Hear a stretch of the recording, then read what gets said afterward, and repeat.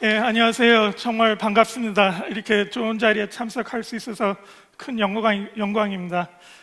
그 대신 지금 한국말로 인사드리지만 발표는 영어로 할게요. 왜냐하면 그게 우리말이 조금 서툴고 영어가 좀 편해서 영어로 바꾸겠습니다.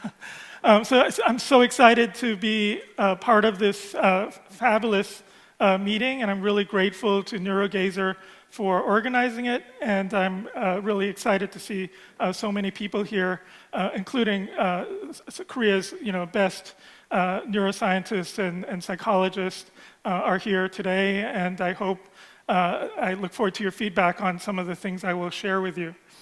You're all here because you're interested in the brain and you're familiar with the concept of brain scanning. It's in many science fiction movies. And usually it's used for bad purposes to try to steal secrets from someone else's mind.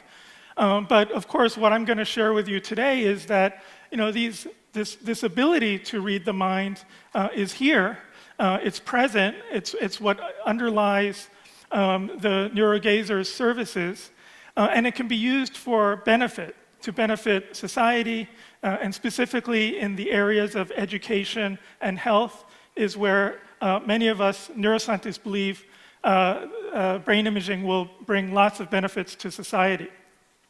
I'm a psychologist and a neuroscientist, and I study performance. I try to understand what makes people do their best, perform their best to their abilities, and how can you improve those abilities. I think, of course, we're all inspired by elite athletes who perform amazing feats, both with their physical skill, but also with their training and ability to cognitively grasp the athletic situation, game situation. Billions of people watch games like soccer because we feel so inspired to see a fellow human really live to their full potential and even exceed normal potential. But we also watch, for instance, soccer because you see all these tragic moments of defeat and loss. In this case, Harry Kane of England, sorry Tim, missed this penalty kick. Harry Kane is one of the most, one of the best footballers in the world. Clearly he was motivated to get the ball into the goal. Clearly has amazing training, but he made a big mistake, at the most critical moment.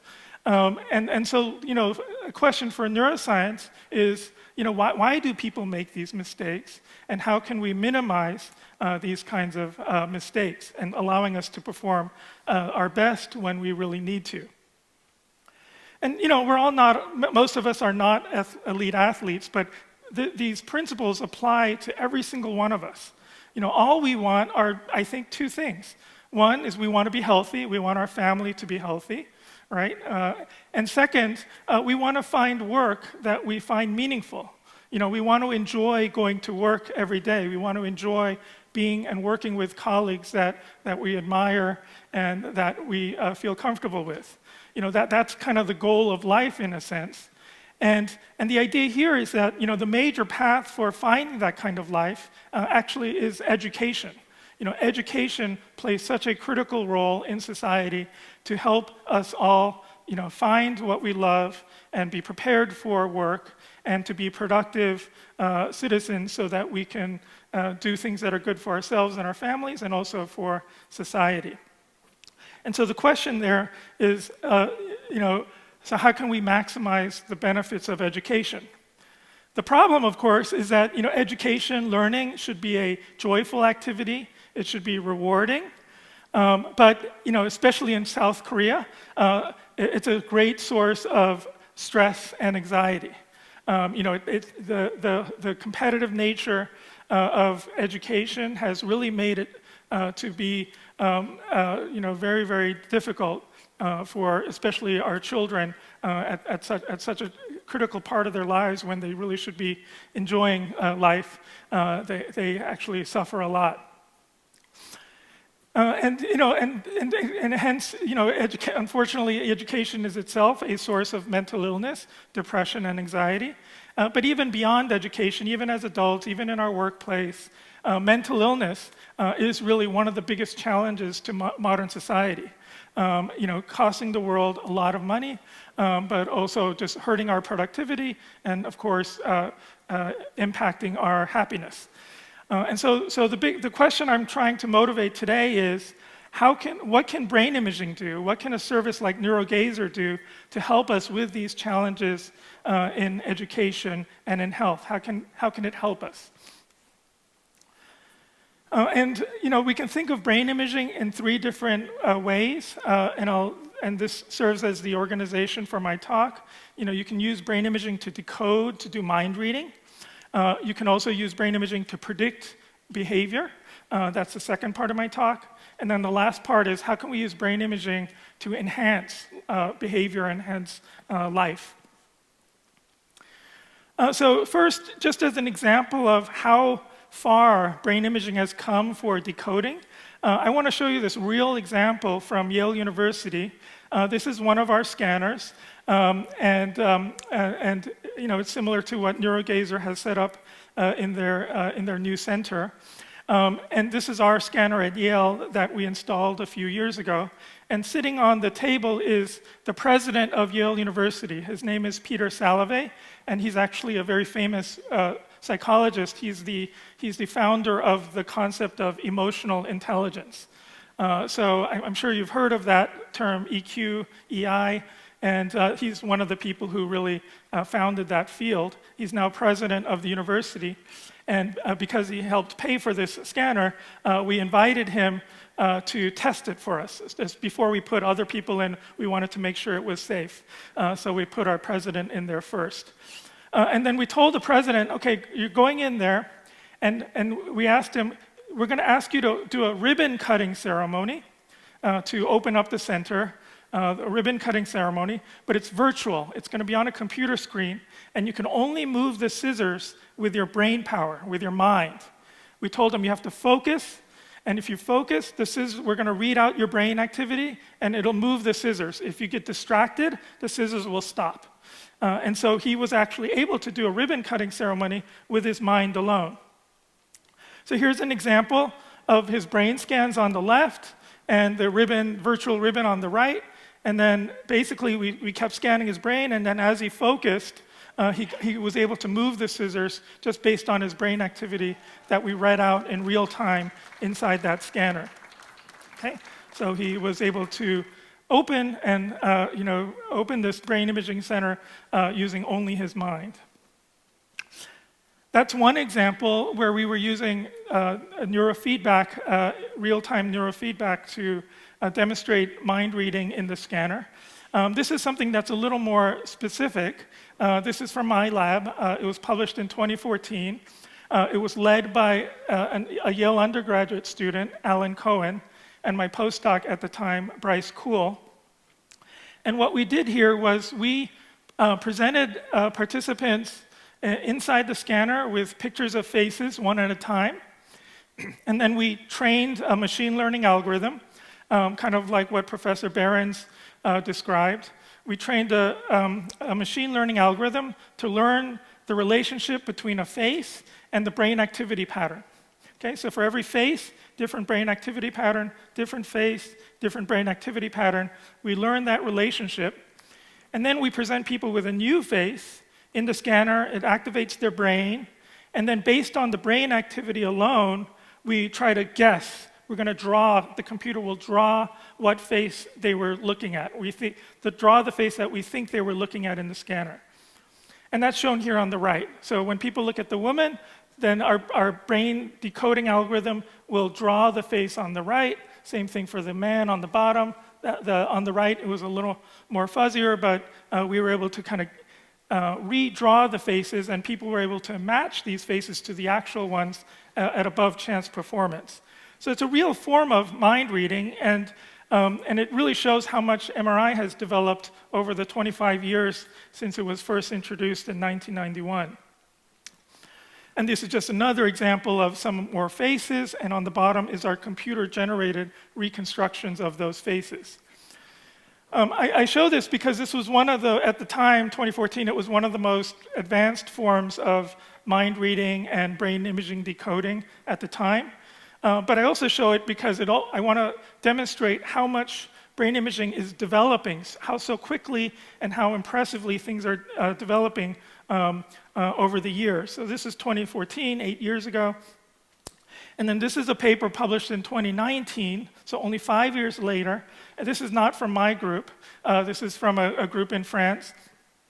But basically, they replicated our finding, okay? And they replicated our finding. So on the left column, you can see, on the left column here, this is the faces that people were looking at in the scanner. And then on the right column is the algorithm that we use, that my lab used, and they replicated it on the right column, okay? So it's, it's fuzzy and not that great, but better than chance.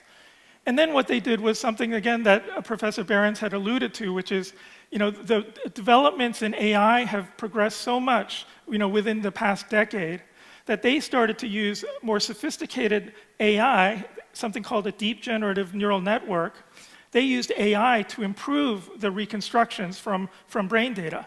And that's what you see here in the middle column, okay? That's the improvement that was given to you by a deep neural network. And it's visible, right? You can actually literally see how much better it is.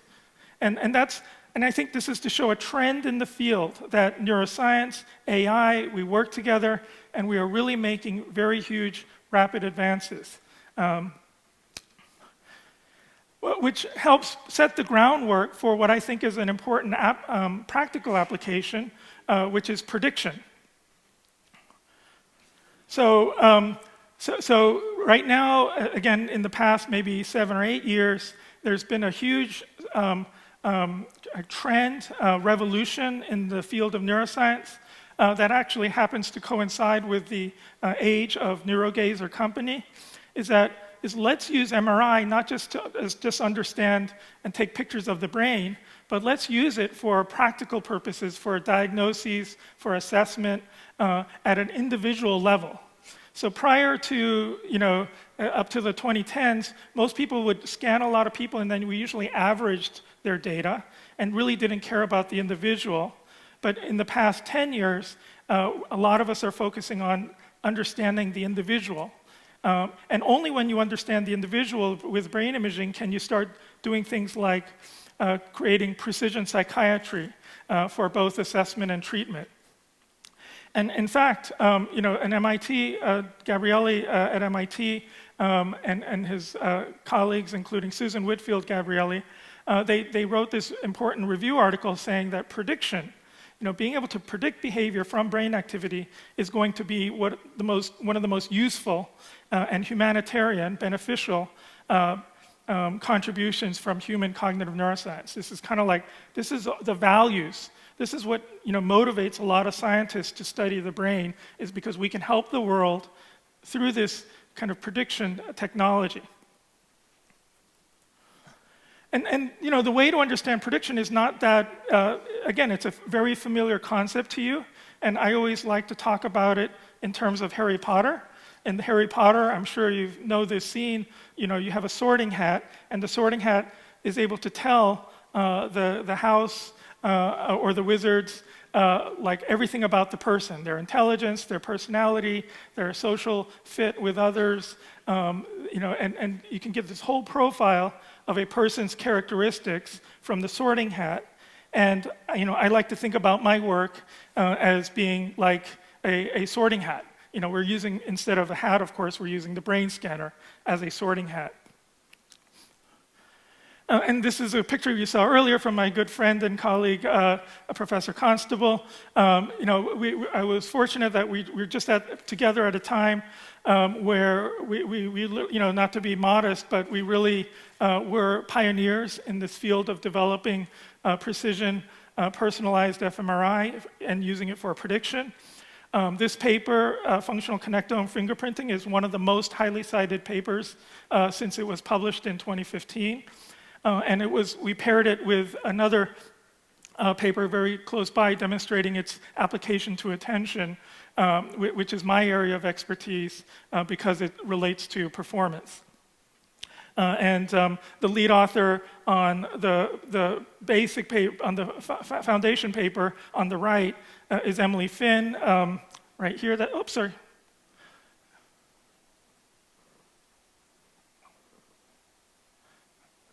This is Emily Finn. She's now a professor at Dartmouth. And then the lead for the attention paper is Monica Rosenberg. She's now a professor at the University of Chicago. And again, they were great friends. My contribution to this project was introducing Monica and Emily to each other. And so the original paper is just this idea that everyone's brain activity patterns, especially even when they're not doing anything, something called rest, everyone's individual brain activity patterns is unique, and it's stable. And importantly, there are components of it that can predict behavior, that correlate with behavior. That is the basic premise behind the work. And we initially demonstrated that the fingerprint, the brain fingerprint, the connectome, the functional connectivity patterns can be used to predict individual differences in intelligence. So another way to think about this is that I can invite anyone to a NeuroGazer scanner, and we can scan you for 15 minutes while you're doing nothing, and then we can tell you roughly, we can guess what your IQ is relative to other people, just from your brain scan. That's how powerful these methods are. And then another application, which was our second paper, published close in time in 2016, was again from the same scan. I don't have to scan you again. I can just use the same scan and analyze it differently. And with that analysis, I can predict how attentive you are, how focused you are. If you have ADHD, I can determine how severe your ADHD is, again, only from your brain scan. You don't have to do anything in the scanner. You're just lying down, and just based on your natural patterns of activity, we can guess your IQ, we can guess your attention abilities. In fact, again, because I'm interested in attention and performance, we now refined our models. Remember I said everything can get better with more work over time. Our original study was published in 2016. We published another paper in 2022 where we basically introduced a brain-based general measure of attention that can explain attention data in hundreds and hundreds of participants. And across a wide variety of tasks, we can predict how well people will do in a whole battery of different attention tasks. And the goal, again, now is to, how do we expand these methods? There's a limit to what my lab can do, but we're fortunate that our paper and our algorithms are well cited. So basically, there are dozens, if not hundreds, of labs around the world using these methods to predict other kinds of behaviors. So for example, I think a big area of interest, and that will be a practical benefit, is Alzheimer's disease and dementia. How can we predict its progression is an important goal. And importantly, can we quantify it? You're all familiar with this show. The idea, of course, you can notice and detect and measure autism spectrum disorder when someone is older. But can you try to detect it with brain imaging when you're younger, at age 1 or 2, before the behavior shows? Can you detect it early on? And the idea is if you can detect it early on, can you intervene to help with their social developmental abilities? So these are things, the whole goal of brain imaging is to try to measure something that you cannot easily measure with a paper test or with other kinds of tests. Again, it's so important to be doing this. Again, as I mentioned earlier, studying the brain, studying mental illness, studying mental disorders, in terms of cost to society, in terms of cost to personal well-being, it's as important as studying the heart disease or studying cancer or studying trauma from accidents. It needs to be a very big focus. And right now, I think South Korea, we are leading in like electronics and cars and many other domains of industry. And I really think that it's now time, especially with the launch of the services of NeuroGazer right now, is now let's be leaders in brain imaging and using it to benefit health and education. Here's another example. Depression, major ailment affecting so many people in modern society.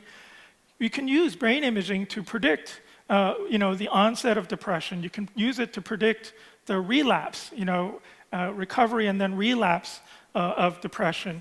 The goal and hope is, can you predict what kind of treatments will be best for a particular person's individual depressive symptoms? Same thing with anxiety. The brain connectome can be used to predict the response to treatment in social anxiety disorder.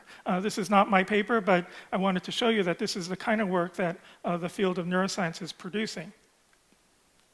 So, kind of in summary of this section, we're looking for personalized MRI that's precise and, importantly, predictive of behavior. And the ultimate goal is this. Like right now, measurement of mental illness, measurement of a lot of behaviors, it's subjective. It's based on tests, it's based on surveys, it's based on clinical interviews. But what we want is something that's brain-based and that's numeric, that's quantitative, something that's objective, that doesn't require too much interpretation. So like when you go to a hospital, of course the doctor is going to ask, how do you feel, right? But that's not where they stop. Like they measure your blood pressure, they get a blood sample, they take your temperature, they measure your heart rate, they take quantitative measures. That's what hospitals do, that's what modern medicine does. And from a blood sample, you get all these different measures of glucose, cholesterol, triglycerides, and so on, and that serve as proxies or allows the doctor to estimate your health conditions. You can get all this from a blood sample. And the goal, or the analogy I like to use, is that brain imaging and your brain scan is, we want to develop to be kind of like this blood sample, right? Where, from one scan, for example, the kind of scan you can get from the NeuroGazer company, you can extract all these different measures depending on how you analyze the brain data in the case of brain imaging, or the blood sample in the case of in case of the blood in this example. So again, instead of just getting nice pictures of the brain, we want to get this profile. And this is actually possible now. Intelligence, attention, memory, resilience, depression, anxiety, we can start getting these numeric profiles from brain scans. And of course, the goal now is to really expand this as much as possible and try to validate this as much as possible for reading and writing and speaking and math and logic and artistic skills. Let's try to derive all of these behaviors from a brain scan, just like you can get all those measurements from a blood sample. And remarkably, this is exactly what NeuroGazer is delivering and aiming to deliver, and their product will continue to be refined, where you get this whole book of 167 measures based on the brains, 1 hour's, less than an hour's worth of brain scanning. And I think this is pretty revolutionary.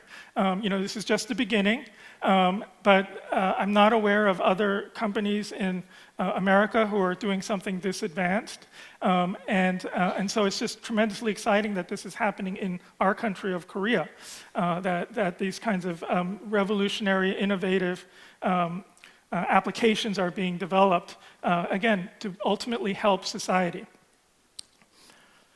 Which leads me to my final point, which is, okay, it's good to take the measurements, but what are you going to do with the measurements? Ultimately, we want to enhance life, enhance health, enhance education. Now, we know that you can enhance attention with drugs. Ritalin, methylphenidate, is a drug that patients with ADHD, attention deficit disorder, will take, and it has some benefits. And kind of as a validation of our attention models that I showed you earlier, we can detect if someone is on the drug or not on the drug with our attention models. Again, showing that we're really measuring something that corresponds to attention. But I think what's also kind of cool about this is that it's a number. We're actually getting numbers from brain scans that correspond to the enhanced attention performance and better focus that is allowed for many people by this drug, Ritalin. We're also working on other soft ways to improve attention based on feedback. Kind of like when I put President Salve in the scanner, I can measure his attention, and if we give him feedback on how focused he is, the idea is that he should be able to improve his attention. We're working on ways to do that right now. But ultimately, what I wanted to kind of close with is that the most important ways to improve ourselves, to improve our skills, and to create opportunities for ourselves in the world, in the workplace, is education. I mean, there's a reason why education is such a big part of modern society, because it works. I mean, this is what life is about. This is what human behavior is about. Is we teach each other and we learn from each other. So ultimately, how do we leverage education to help every single individual who undergoes learning? I show this slide demonstrating that there's a lot of kind of barriers to education. Again, it's right now, education should not be a competitive, limited commodity, but it is in modern society. And unfortunately, one of the gates is testing. It's standardized testing, but as you know, standardized testing is imperfect, right? It doesn't always choose the smartest students. And it's helpful for some students and not others.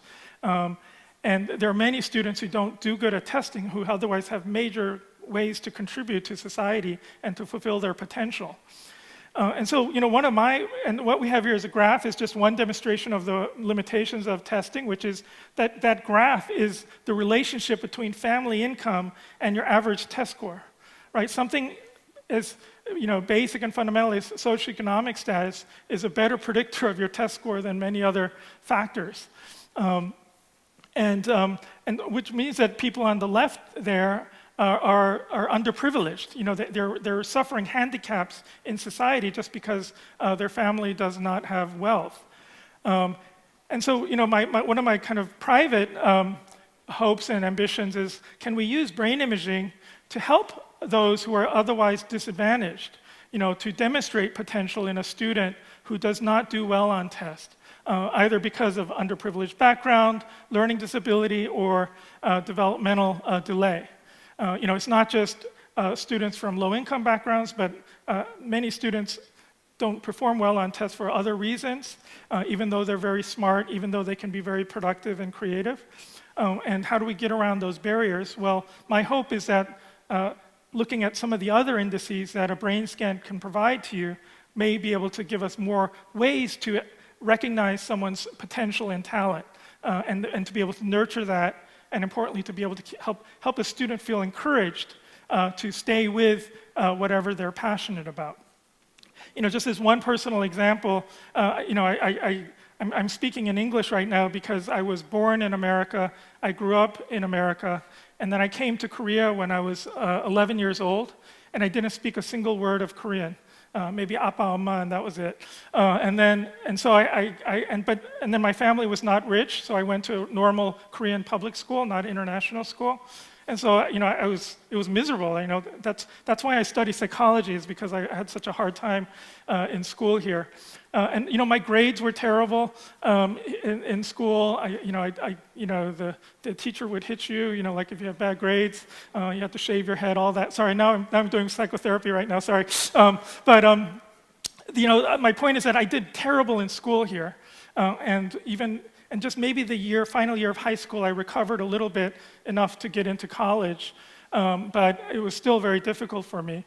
But in my case, even though I was suffering so much and did very poorly in school, I knew I was smart because I was, or at least smart enough to go to college, because I did well in America before coming to Korea. I had a good reason for my bad grades, right? And so the point here is just let's use brain scanning to give students who may not be performing at their best a reason to believe in themselves and a reason to have hope and ambition and continue to hold on to their goals because I think everyone has that potential that I hope that brain scanning will be able to reveal. Just a few other examples. One of the most important things you can do for your children, if you have children, is to read to them at night, or in the day with a book. It's predictive of subsequent language and reading abilities, and it actually relates to brain structure changes in the white matter that Professor Vickery talked about that you can detect with MRI and hopefully use to predict future reading skills, so fundamental for school. We already talked about how the brain develops and how different parts of the brain develops at different rates over the years. And the idea here is that NeuroGazer will give you an age profile, your brain age profile, both structural and functional. And it's just useful to have that information, both just so that everyone just to help understand that everyone develops at different rates, even different parts of your own brain develops at different rates. So if things aren't going well for you as a student, don't feel too discouraged because your brain will catch up if you stay focused and confident in your studies. Again, this slide has been shown throughout the morning. It's such a landmark study, and actually, I can't think of a more perfect study to come out now with this launch of NeuroGazer. This is a culmination of decades of research showing that the brain develops at different paces and it correlates with different kinds of disorders and abilities. And the more we can understand where someone is in this chart, I think the more helpful it will be for both health purposes and for education purposes. Just as a final slide from my lab, given that the brain does develop, one form of prediction that we're really keen on working on right now is predicting development. Can we predict what a child's brain will look like? We can measure what it looks like now, and the question is, can we measure what it will look like 2 years from now? And using the ABCD data set that has these data collected from the same child over as they grow, we're now able to build models that can predict at age 10 what their connectome will look like at age 12. Okay, and we can also predict who's going to develop at a more higher rate versus another kid. And I think the applications of this, especially as it relates to behavioral change over development, is going to be a very exciting area of research for the field and right now for my lab. But in closing, again, thank you for your attention. Although the assessment is important, measurements are important, and using them to help, for these applications in health and education are important. But fundamentally, I just want us to not forget what's most important, which is, discovering what you love, having a passion, finding what your passion is. Because if you love what you do, you're going to do great work. And you can actually only do great work if you really love what you do, as the founder of Apple company, Steve Jobs, once said. And I think the brain scans and brain measurements will help us identify what we're good at and what we love, but also importantly, just help us persist in pursuing what we're passionate about. I think is going to be one of the biggest benefits of brain scanning for us all. So again, I'm really excited to be part of this meeting, and I thank you for your attention.